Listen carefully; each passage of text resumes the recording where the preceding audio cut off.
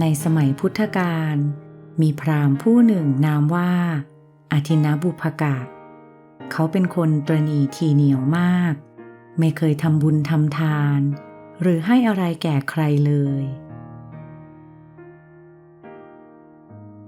เขามีบุตรชายนามว่ามัทธกุณฑลี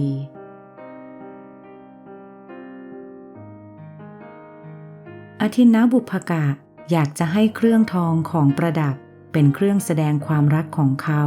ที่มีต่อมัทธกุณฑลีแต่ทว่าความตระหนี่ถี่เหนียวของเขาเองทำให้เขาไม่ยอมจ้างช่างทองและจึงลงมือทำเครื่องทองเองด้วยความยากลำบาก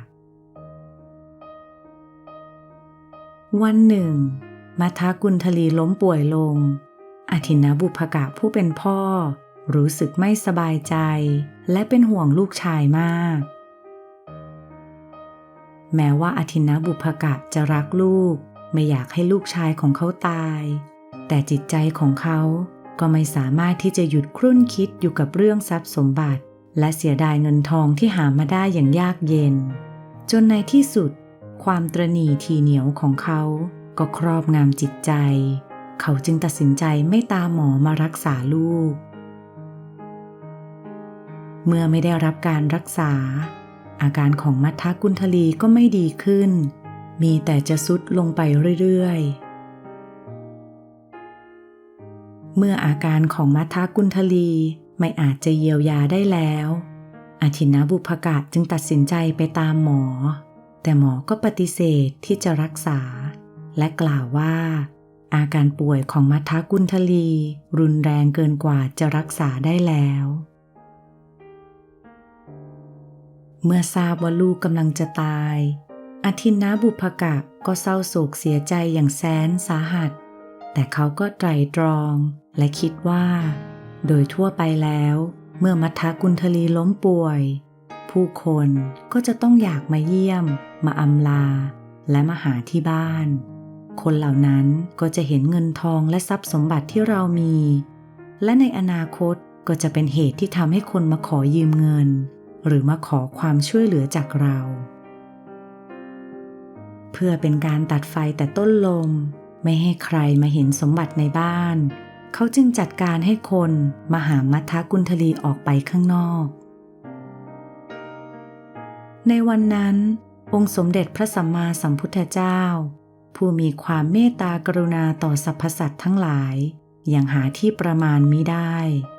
ทรงได้ส่งพระยานออกไปสำรวจดูว่าสัตว์โลกคนใดที่มีบุญบารมีถึงพร้อมมีความเหมาะสมและถ้าหากท่านไปโปรดแล้วบุคคลผู้นั้นจะได้รับประโยชน์อย่างยิ่งพระองค์พร้อมด้วยเหล่าพระสงฆ์สาวกทั้งหลายได้เสด็จมาบิณฑบาตที่เมืองสาวัตถีแล้วทรงยืนอยู่ที่หน้าประตูบ้านของอทินบุพกะพระองค์ส่งประกายรัศมีออกไปเพื่อดึงความสนใจของมัทธกุณฑลีเมื่อมัทธกุณฑลีเห็นแสงรัศมีเรืองรองนั้นเขาก็แทบจะไม่มีเรี่ยวแรงเหลืออยู่แล้วเขาได้รวบรวมพละกำลังทั้งหมดที่มีแล้วหันไปเห็นองค์สมเด็จพระสัมมาสัมพุทธเจ้ามัทธกุณฑลีคิดในใจว่าองค์สมเด็จพระสัมมาสัมพุทธเจ้าทรงมีพระทัยงดงามและมีพระเมตตายิ่งนักที่พระองค์ท่านทรงเสด็จมาที่นี่ก็น่าจะเป็นการให้พรแก่เราก่อนที่เราจะสิ้นลมมัทธกุณฑลีไม่มีเรี่ยวแรงแม้แต่จะยกมือขึ้นไหว้เขาจึงได้รวบรวมสติแล้วตั้งจิตตั้งใจถือองค์สมเด็จพระสัมมาสัมพุทธเจ้าเป็นสรณะเป็นที่พึ่ง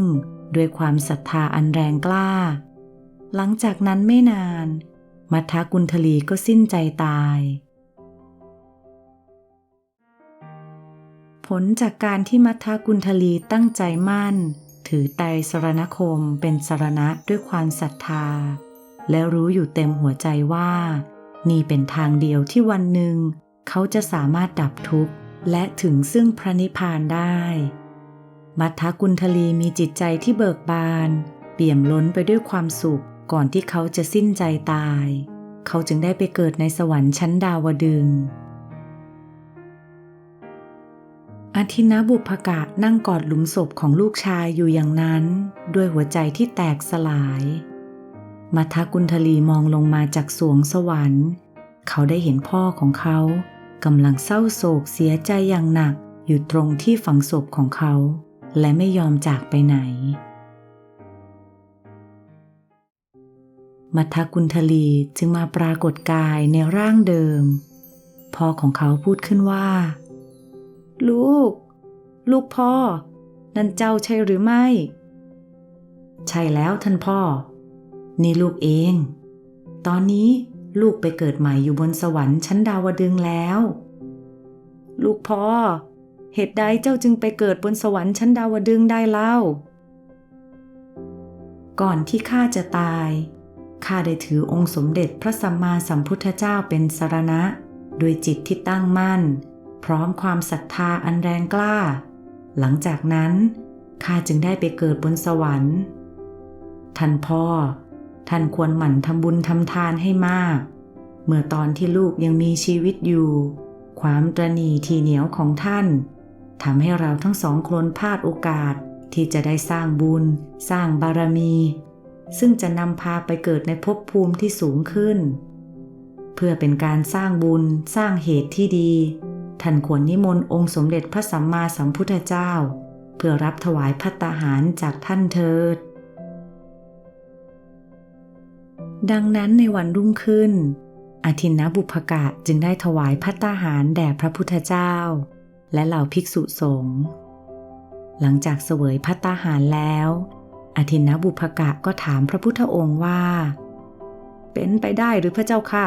ที่ลูกชายของกระผมเมื่อตอนมีชีวิตอยู่นั้นความตระหนี่ทีเหนียวหวงแหนในทรัพย์สมบัติของกระผมทำให้เขาไม่ได้มีโอกาสทำบุญเลยลูกชายของกระผมไม่เคยถือศีลรักษาศีล